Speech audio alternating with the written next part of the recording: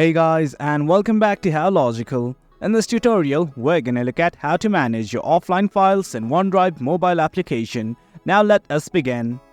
Do note that I have already logged into my account in case you have not do it right now. If you don't know how to, we have created a video regarding that as well. Now let's simply look at how to manage the offline files. In my previous video, I had made sure that this file is available offline. Now let's see how to manage that. Initially, what you have to do is simply click on this Me button that you'll find right next to Photos. It's on the bottom right corner of the screen. Click on it right now. Once you click on it, something like this will open up. As you can see, there are lots of options like files available offline, the thing we're looking for, to sign out. Right now, simply click on the first button that says Files Available Offline. Click on it right now.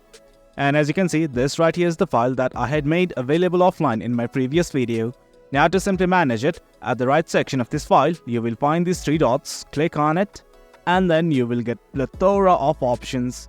And guys, this is it. Do you know that you can share it, download, add to favorites and everything? Well, it's up to you. Do note that you can also make it available online only. You simply have to toggle off this button that says Manage Available Offline. Simply toggle it off.